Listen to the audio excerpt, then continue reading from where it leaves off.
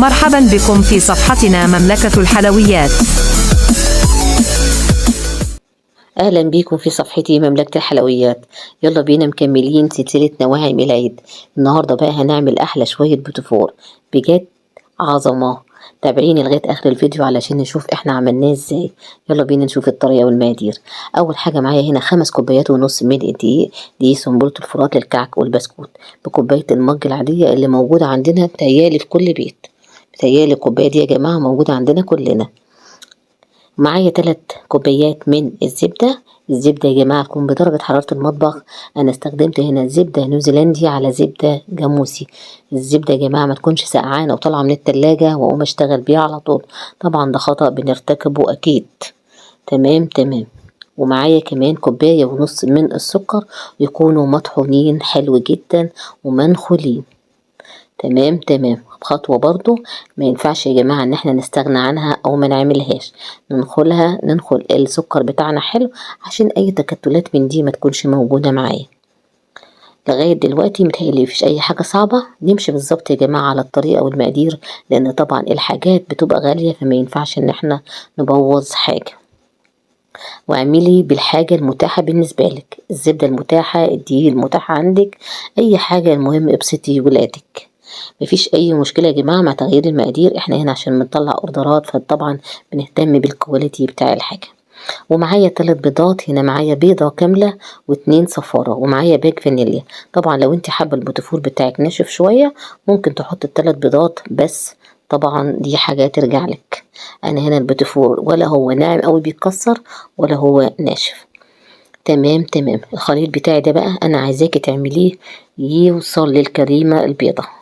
تمام. اول ما تحسي ان هو فعلا وصل للكريمة البيضة او بقى كريمي، بتنزلي بالبيض واحدة واحدة، كل بيضة ما بتختفي بنزل بالتانية، وبعد كده بنزل بالدقيق على مرحلتين لان كل دقيق بيختلف عن التاني. تمام.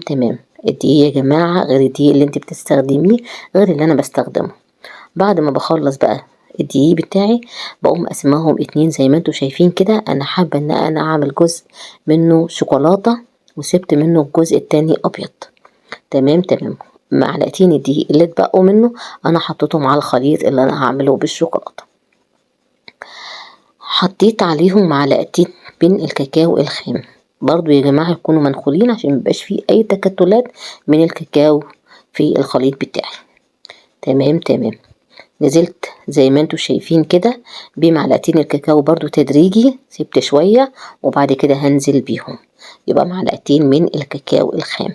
لغاية كده متهيالي يا جماعة مفيش اي صعوبة، بنمشي بالظبط على الطريقة والمقادير. ما ننساش كمان نكون مسخنين الفرن بتاعتنا على درجة حرارة 170 الرف الوسط، بياخد ربع ساعة بالظبط. تمام. خلصنا كده الابيض بتاعنا البني بتاعنا والفانيليا، بنغطيهم كده وبنشوف التيب بتاعي انا جايباه منين. انا جايبه التيب من عند اي مستلزمات حلويات، بتقولي له تيب البيتيفور، وكمان القمع بتاعه زي ما انتوا شايفينه كده قدامكم، بتقولي له تيب البيتيفور. بيبقى زي ما انتوا شايفين كده، وكمان القمع 30-40 بتاع القمع اللي هو الحجم بتاعه، لان في اكبر من كده يا جماعة، في اكبر وفي وسط وفي صغير، ده الوسط. تمام. يلا بقى بينا نشوف البوتفورية بتاعتنا، بجد نازلة تدلع، لا هي ماسكة في القمع ولا هي طاردة سمنة ولا كده حاجات بنشوفها كتير كده يا جماعة. بس بصراحة البوتفور بتاعنا في حتة تانية خالص، زي ما قلنا بنمشي على الطريقة والمقادير بالظبط عشان نطلع عظمة. تمام. مفيش اي صعوبة لغاية دلوقتي، ولو في اي اسئلة اسألوني في الكومنتات وانا برد على طول. ما ننساش زي ما قلنا نكون مسخنين الفرن بتاعتنا. طبعا علشان انا معايا مثلا هنا مقدار شوكولاتة ومقدار ابيض، بنحط جزء من ده وجزء من ده عشان التسوية. خلص منك مثلا المقدار الابيض كله، طيب ما هو البني، طيب اقوم حاطه منه، حاطه حتة عجينة من الابيض علشان اشوف التسوية. زي ما انتوا شايفين كده البوتفور قدامنا في الفرن هياخد ربع ساعة بالظبط على درجة حرارة 170. الفراية بتاعتي بعد ما طلعت وبردت نشوفها مع بعض، بجد عظمة. من تحت يا جماعة شايفين البوتفورية عاملة ازاي؟ مش مكتكتة ولا واخدة دقيق زيادة ولا طاردة سمنة ولا شكلها اتغير وساحت، لا البوتفورية على وضعها تمام من تحت. شايفين التسوية يا جماعة؟ بجد بجد عظمة. نشوف بقى البوتفورية بتاعتنا، تسوية محترمة ناعمة، ولا هي ناعمة لدرجة انها تتكسر ولا هي ناشفة لدرجة انها مش عايزة حتى تتقطم معايا. بتفور بجد حكاية مفيش كلام. اهم حاجة يا جماعة بنهتم احنا بالكواليتي طبعا والخامات بتاعتنا، عشان احنا هنا بنطلع اوردرات فلازم نهتم بشغلنا وبالحاجة. بالنسبة للشوكولاتة بقى بتاعتنا انا استخدمت هنا شوكولاتة سما سادة، لو انت حابة تستخدمي سما حليب متواجد اي حاجة، بس انا هنا استخدمت سما سادة. حطيت معاها جزء شوكولاتة طبيعي عشان احنا في فصل الشتاء، في الشوكولاتة يا جماعة بتجمد بسرعة.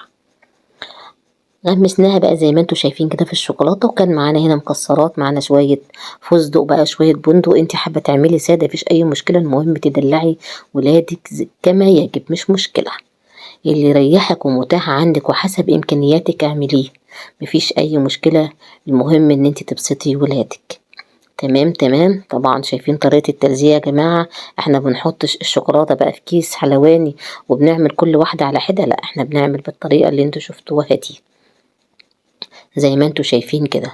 بنخلص طبعا البتفور بتاعنا كله، وبعد كده طبعا احنا بنرصه في علب. طبعا اهم حاجة يا جماعة الحاجة دي لما بتتعان بتتحط في حلل مثلا من الألمونيا او من الصاج، بتتغطى حلو علشان ما ترطبش زي ما انتوا شايفين كده. بعد ما خلصناه كنا حاطين معاه جزء من الصابليه، بتهيألي شفتوه قبل كده في فيديو الصابليه، بس بجد من الآخر. أهم حاجة تابعوني على صفحتي مملكة الحلويات عشان نلاقي كل جديد، وشكرا.